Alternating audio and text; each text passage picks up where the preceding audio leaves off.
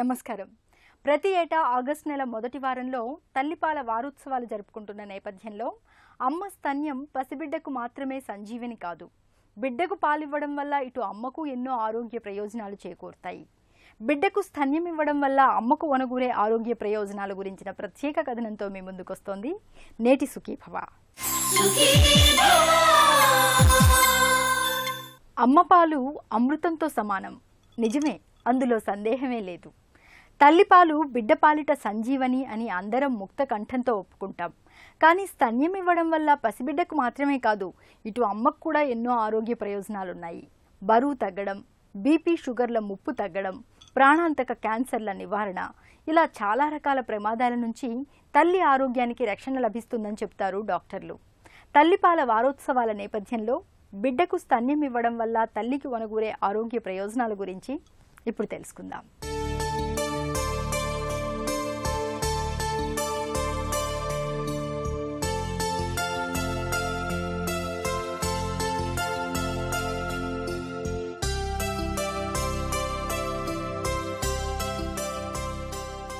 అమ్మ స్తన్యం పసిబిడ్డ ఆకలి తీర్చే అమృతాహారం. తల్లి పాలు అన్ని పోషక విలువలతో కూడిన అమృత ధారలు. తల్లికి బిడ్డకు అనుబంధాన్ని ముడివేసే అమృత వారధి. మొత్తంగా అమ్మ పాలు వ్యాధుల విపత్తు నుంచి పసిబిడ్డను కాపాడి సంపూర్ణ ఆరోగ్యాన్నిచ్చే సంజీవని.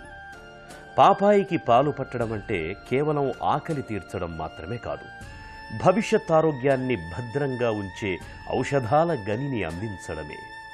అయితే తల్లిపాల మూలంగా కేవలం బిడ్డకు మాత్రమే కాదు, అమ్మకు కూడా చాలా ప్రయోజనాలే ఉన్నాయి. బిడ్డకు స్తన్యం ఇచ్చినప్పుడు తనలో ఆక్సిటోసిన్, ప్రొలాక్టిన్ అనే హార్మోన్లు ఎక్కువ మోతాదులో విడుదలవుతాయి. ఇవి తల్లి బిడ్డల మధ్య విడివడిన పేగుబంధాన్ని తిరిగి అనుబంధంగా మార్చడంతో పాటు కాన్పు తర్వాత సన్నగిల్లిన తల్లి ఆరోగ్యాన్ని తిరిగి త్వరగా గాడిలో పెట్టడానికి ఎంతగానో ఉపకరిస్తాయి. తల్లిపాలు అన్నవి బిడ్డకి అన్ని విధమైనటువంటి పోషకాహారాలు అందించే ఆహారము. మనం ఎటువంటి పాలు తీసుకున్న, గేదె పాలు కానీ, ఆవు పాలు కానీ, లేకపోతే ఇప్పుడు మనకు వచ్చే ఫార్ములాస్ కానీ, ఇవన్నీ కూడా తల్లిపాలలాగా ఉండాలి అని ప్రయత్నం చేస్తున్నాయి, కానీ తల్లిపాలు కాలేవు.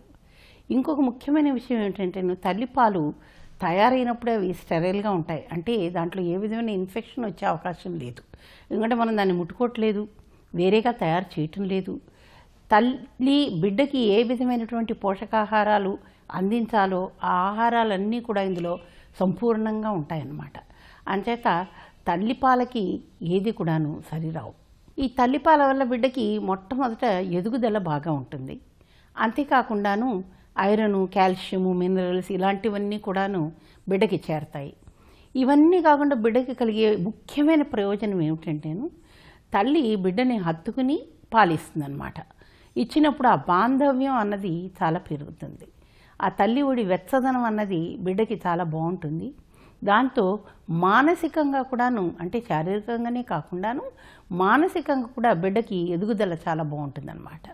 కాబట్టి తల్లి పాలు ఇవ్వడం వల్ల శారీరకంగాను మానసికంగాను ఎదుగుదలకే కాకుండా అన్ని విధాలా కూడాను తల్లికి కూడాను బిడ్డ మీద బాంధవ్యం పెరుగుతుంది, అలాగే బిడ్డకు కూడా తల్లితో బాంధవ్యం పెరుగుతుంది. ఇవన్నీ ప్రయోజనాలే కదా. మరి పెళ్లికి ముందు ఎంత నాజుగ్గా స్లిమ్గా ఉన్నా ఒక బిడ్డకు జన్మనిచ్చిన తరువాత ఇవాళ చాలామంది బాగా లావైపోతున్నారు. పరామర్శకు వచ్చిన బంధుమిత్రులు తెచ్చిన స్వీట్లను బాగా తినడం, ఇవన్నీ కాన్పు తరువాత బరువు పెరగడానికి, పొట్ట తగ్గకపోవడానికి కారణమవుతుంటాయి.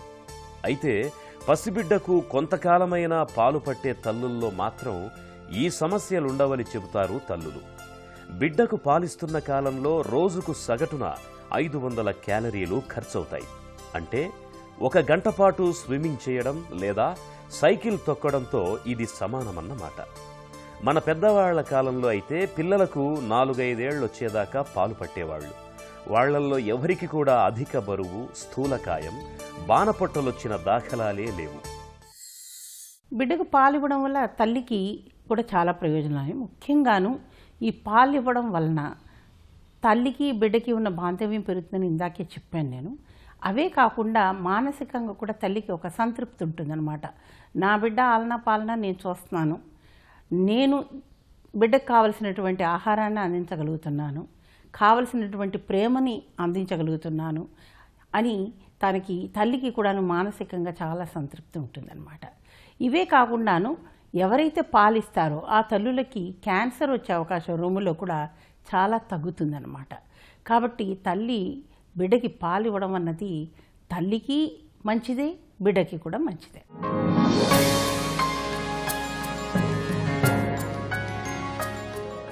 బిడ్డ యొక్క పెరుగుదలకి సరియైన నికార్సైన బరువును పెంచే పదార్థం కేవలం తల్లిపాలు మాత్రమే.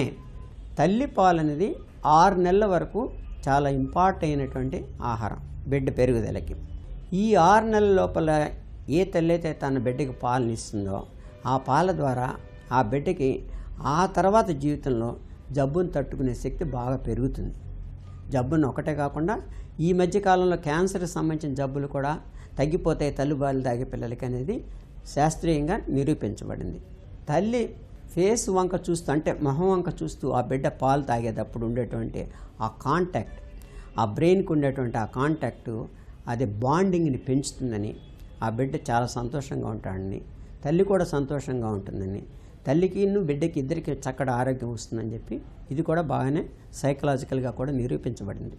ఈ మెదడులో ఉండేటువంటి ప్రకంపనలు కానీ ఇవన్నీ కూడా చాలా తోడ్పడతాయని కూడా చాలా వరకు నిరూపించబడింది. దీని గురించి దేశ విదేశాల్లో చాలామంది రీసెర్చ్ చేశారు, ఇది నిరూపించబడింది. మామూలు పాలల్లో కొన్ని పదార్థాలు వేస్ట్గా ఉంటాయి, అది తాగలేడు, జీర్ణించుకోలేడు బిడ్డ. కాకపోతే తల్లి పాలలో తీసుకున్న ప్రతి పదార్థం కూడా ఈజీగా తేలికగా జీర్ణించుకుంటాడు, త్వరగా శరీరానికి పడుతుంది, ఏ విధమైనటువంటి జబ్బులు రావు. ఇప్పుడు మామూలుగా బయట పాలు ఇచ్చేటప్పుడు అవి కడగాలి, పీకలు కడగాలి, లేకపోతే ఇంకోటి చేయాలి, ఎక్కడో చోట కలుషితం అవడానికి ఎక్కువ అవకాశం ఉంటుంది. కానీ తల్లి పాలలో ఆ కలుషితం ఉండదు. డైరెక్ట్గా తల్లి తన చనుమాన్ని బేబీకి ఇచ్చినప్పుడు ఏ విధమైనటువంటి ఇబ్బంది లేకుండా హ్యాపీగా ఏ విధమైనటువంటి కలుషితం లేకుండా ఉండటం వలన ఆ బిడ్డకి విరేచనలు అవుతాయని కానీ, డయేరియా వస్తుందని కానీ, లేకపోతే ఇంకోటి ఏదో వస్తుందని కానీ, స్కిన్ జబ్బులు వస్తాయని కానీ ఇలాంటివి ఏం గొడవలు ఉండవు. బీద ధనవంతుడు అనేటువంటి డిఫరెన్స్ ఉండదు ఈ పాలు ఇచ్చినప్పుడు అనేటువంటిది కూడా వాళ్ళకి.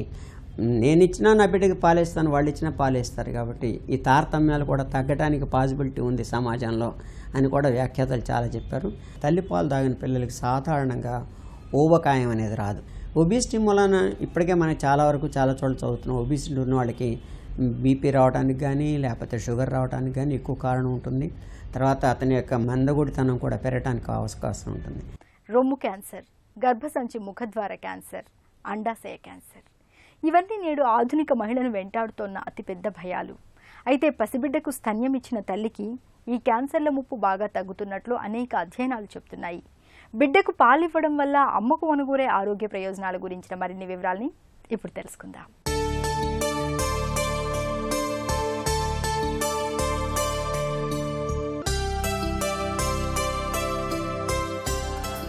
క్యాన్సర్ భయం మహిళల జీవితంలో ఎప్పుడూ ఒక నీడలా వెన్నంటే ఉంటుంది. రొమ్ముల్లో ఏ కాస్త తేడాగా అనిపించినా అది క్యాన్సర్ సంకేతమేమోనన్న అనుమానం మనసును పట్టి పీడిస్తుంది.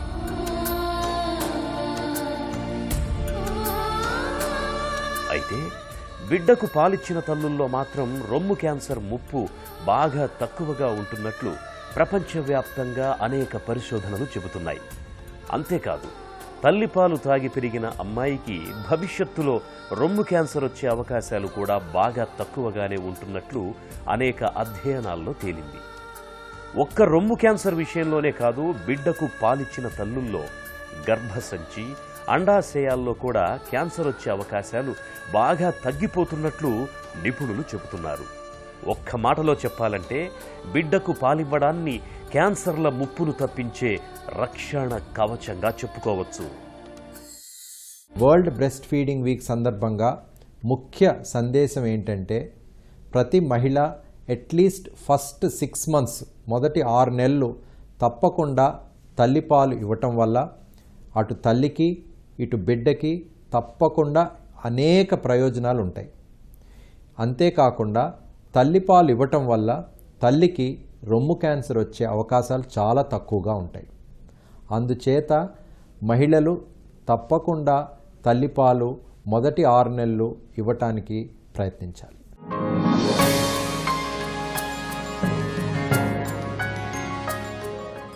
తల్లి పాలు ఇవ్వటం వలన స్త్రీలలో ఓవేరియన్ క్యాన్సరు, యూట్రైన్ క్యాన్సర్ ఈ 2 క్యాన్సర్లు కూడా కనీసం 25% తగ్గాయని పరిశోధనల వల్ల తెలుస్తుంది.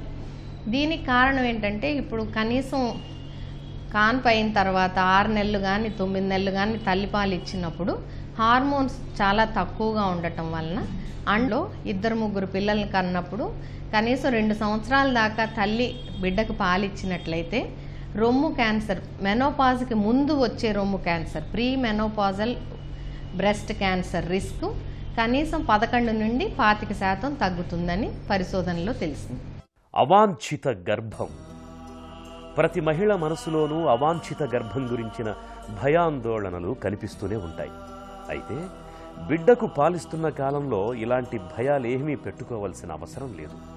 ఎందుకంటే పాలిచ్చే తల్లుల్లో ప్రొలాక్టిన్ అనే హార్మోన్ శాతం బాగా ఎక్కువగా ఉంటుంది. ఇది సహజంగానే గర్భనిరోధకంగా పనిచేస్తుంది.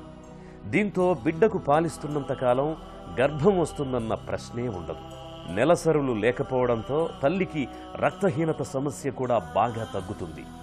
శరీరంలో ఐరన్ నిల్వల శాతం బాగా పెరుగుతుంది. తగినంత రక్తం ఉండడంతో తల్లి ఆరోగ్యం కూడా భేషుగ్గా ఉంటుంది. తల్లి బిడ్డకి పాలు ఇవ్వడంలో చాలా అపోహలు ఉన్నాయి మన దగ్గర. బిడ్డ పుట్టగానే మొదటి 3 రోజులు పాలు తయారు కావు, కానీ మురుపాలు అన్నవి తయారవుతూ ఉంటాయి అన్నమాట. ఈ మురుపాలలో చాలా మటుకు కొవ్వు పదార్థాలు ఉంటాయి, అలాగే రోగ నిరోధక కణాలు కూడా ఉంటాయి. అంటే తల్లిలో ఇదివరకే వచ్చిన జబ్బులకి ఏవైతే రోగ నిరోధక కణాలు ఉన్నాయో ఇవన్నీ కూడా బిడ్డకి వెళ్తాయి అన్నమాట. దానివలన బిడ్డకి జబ్బులు రాకుండా ఆపగలిగే ప్రయోజనం ఉంటుంది. అంతేకాకుండా కొవ్వు పదార్థాలు కొంచెం ఎక్కువగా ఉండడం మూలాంచి తల్లి బిడ్డకి పాలిచ్చినప్పుడు ఈ పాలల్లో ఉండే కొవ్వు పదార్థాల వలన తనకు కావాల్సిన క్యాలరీస్ అనే బిడ్డకు కావాల్సిన క్యాలరీస్ సరిపోతాయి. కాబట్టి ఈ క్యాలరీస్ అందించడం వలన తల్లి బిడ్డకి పాలు తక్కువగా ఇస్తుంది, బిడ్డకి సరిపోదు, కాబట్టి బిడ్డ ఏడుస్తూ ఉంది, బిడ్డ బరువు కోల్పోతుంది, ఇలాంటివి ఎన్నో అపోహలు అన్నమాట. అంతేకాకుండా చాలామంది ఏమనుకుంటారంటే ఈ మురుపాలు పట్టించడం నుంచి బిడ్డకి చాలా జబ్బులు వస్తాయని అనుకుంటారు. ఇది కేవలం అపోహనే. ఎంచేతంటే తల్లి బిడ్డకి పుట్టిన వెంటనే మామూలు కాన్పోయిందనుకోండి, అర్ధగంటలోనే పాలివ్వమని చెప్తాము. ఇది ఒక విధమైనటువంటి బంధాన్నే కాకుండాను ఈ రిఫ్లెక్స్ అంటారన్నమాట. ఈ రిఫ్లెక్స్ సకింగ్ రిఫ్లెక్స్ అంటాము. అంటే బిడ్డ తల్లి రొమ్మును పట్టుకోవడము, పాలని తీసుకోవడము అని దానికి అలవాటు పడుతుంది అనమాట. ఆ పనికి అలవాటు పడుతుంది. దాంతో ఇంకా కొన్ని ప్రయోజనాలు తల్లికి కూడా ఉన్నాయి. ఈ బిడ్డ ఎప్పుడైతే పాలు తాగుతుందో అప్పుడు ఆక్సిటోసిన్ అనే ఒక హార్మోను మన మెదడులో ఉత్పత్తి అవుతుంది. దానివలన గర్భం దాల్చిన స్త్రీ, అంటే గర్భాశయం ఇంత పెద్దగా ఉంటుంది బిడ్డతో కదా, ఒకసారి కాన్పోయిన తర్వాత అది చిన్నగా అయినప్పుడు క్రమక్రమంగా అది తిరిగి తన పూర్వపు స్థితిని పొందాల్సి వస్తుంది అనమాట. దానికి ఆక్సిటోసిన్ అన్నది చాలా దోహదం చేస్తుంది. అంతేకాకుండాను రక్తస్రావం. తల్లిపాలతో ఒనగూరే ఆరోగ్య ప్రయోజనాల గురించి ఎంత చెప్పుకున్నా తక్కువే. ఆధునిక జీవనశైలి మూలంగా వచ్చి పడుతోన్న మెటబాలిక్ సిండ్రోమ్ జబ్బుల తాకిడి కూడా బాగా తగ్గుతున్నట్లు అనేక ప్రపంచ అధ్యయనాలు చెప్తున్నాయి. తాజాగా హై బీపీ, షుగర్, గుండె జబ్బుల నుంచి కూడా రక్షణ లభిస్తుందని భరోసా ఇస్తున్నారు డాక్టర్లు. బిడ్డకు పాలివ్వడం వల్ల అమ్మకు ఒనగూరే ఆరోగ్య ప్రయోజనాల గురించిన మరిన్ని వివరాల్ని ఇప్పుడు తెలుసుకుందాం.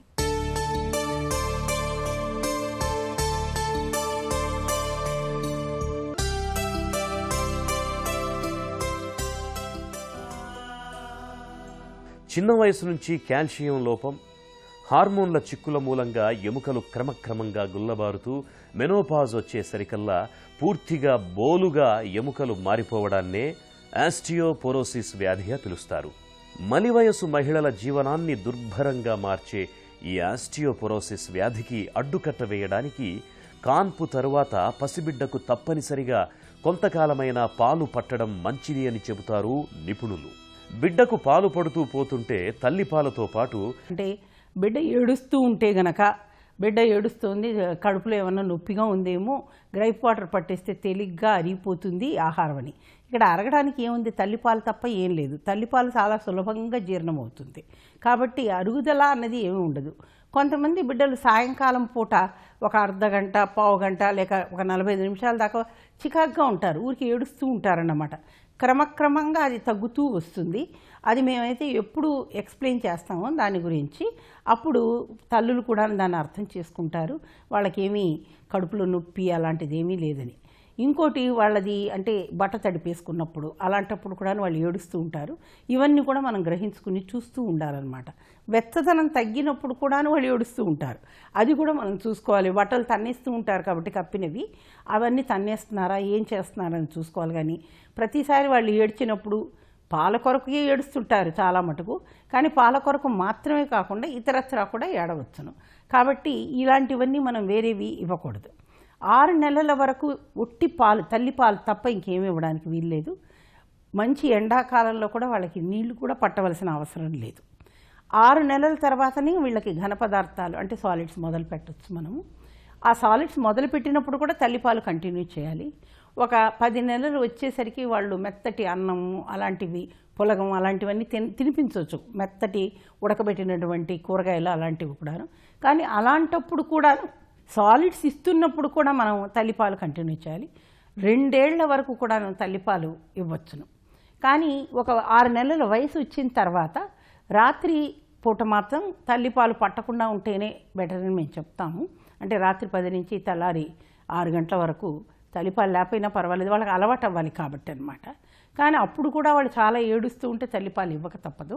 బిడ్డకు పాలు ఇవ్వడం ఎంతైనా అవసరము. 2 ఏళ్ల వరకు ఈ పాలు ఇవ్వచ్చును. దీంట్లో ఏ విధమైన సమస్య కూడా బిడ్డకి రాదు. ఇంకొక మంచి ఉపయోగం ఏమిటంటేను, తల్లి ఎప్పుడైతే ఎక్స్క్లూజివ్ బ్రెస్ట్ ఫీడింగ్ చేస్తుందో, అంటే తన పాలు తప్ప ఇంకేమీ ఇవ్వట్లేదు బిడ్డకి, కనీసం రోజుకి 8 సార్లు తల్లిపాలు ఇస్తున్నారు, అలాంటప్పుడు గర్భధారణ కూడా చాలా అరుదుగా జరుగుతుంది. 65% వరకు ఇది ఒక తాత్కాలిక కుటుంబ నియంత్రణ పద్ధతిగా కూడా మనం వాడుకోవచ్చు. కానీ 65% ఇది సక్సెస్ఫుల్. దీంతోపాటు ఇతర కుటుంబ నియంత్రణ పద్ధతులు కూడా ఏవైనా వాడాల్సి ఉంటుంది. దీన్ని ల్యామ్ అని పిలుస్తాం అన్నమాట మేము.